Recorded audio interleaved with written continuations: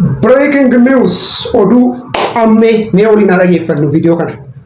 Waraanni bilisummaa Oromoo murtee kana waamicha uummanni Oromoo dhiyeesse fudhachuudhaan murtee olaanaa kana gaggeessuudhaan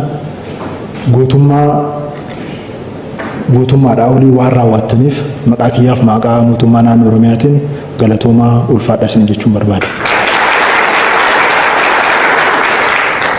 Uummanni keenya qabsoon itti nafne bu'aa ba'iin itti nafne waggoottan darbe jaarraa darbe aarsaan mana jedhamne uummanni keenya kafalee jira. Warri siyaasa Oromoo taphatan garuu wareegama uummata keenyaa bilchinaan ga'umsaan sadarkaa barbaadamutti ceesuu waan dadhabaniif uummanni Oromoo gaaga'amaaf salphinaaf rakkoo amma hin jedhamneef saaxilamaa tureera. Waraanni bilisummaa kan na fide yoo jiraate rakkoo gidiraa uummanni Oromoo guyyaadhaa gara guyyaatti dhadhamaa jiru imimmaan haadha hiyyeessaa imimmaan xiqqaa guddaaf uummanni Oromoo ta'ee biyya isaa irratti dhalatee jiruuf jireenya dhabuu mitiitiin nama ta'ee jiraachuun waan argitee mallattoo gaaffii keessa nama galchuu fi uummanni Oromoo inni qaamaan nu argu nu argee rakkoo isaa nu taasa.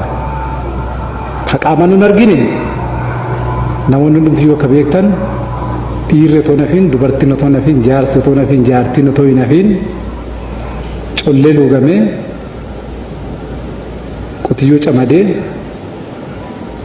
gaammee baasee akka aadaatti waan biraan gaafannee garaagarummaa siyaasaa qabdu qabaachuu dandeessu nuuf jedhaati waaqaaf jedha lafaaf jedha rabbiif jedhaati dubartiin armaaf jedhiiti gudeeda kootiif jedhiiti rakkoo qabdan qawweeni miti karaa siyaasaa qawweeni miti wal bira taa'aati furadhaa jechi jedhu suni nama beekuuf imaana guddaa.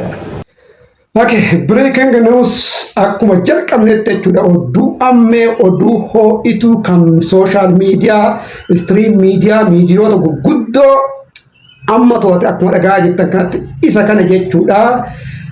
Jaarsanyii Nagaasaa hoogganaa jiddu galeessaa waraana hoboo kan ture jechuudha. Kanaan duratti waan baay'een haasamaa kan ture jechuudha. Galuu fi jedhamee waan baay'ee irratti kan dubbatamaa ture galee jira kun guyyaadhaa jechuudha. Mootummaa naannoo Oromiyaa pirezidaanti Shimallis Abdiisaa waliin jechuudha waliif mallatteessanii jiran jechuudha. Yeroo ammaatti miidiyaa adda addaa jechuudha. Sooshaal miidiyaa irraa eegalee hanga istiriim miidiyaatitti to'atee jira jechuudha.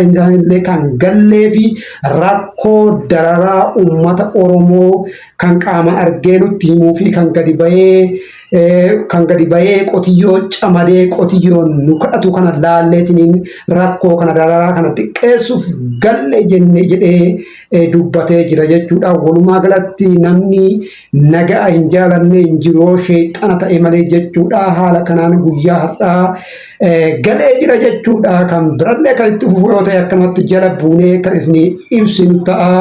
Kun waan gaariidha, kun waan guddaadha. Namni araaramuu jibbu hin jiru. Oduu biraatiin haga walitti deebinutti isin immoo subscribe, share, like, comment gochuun dagatinaa.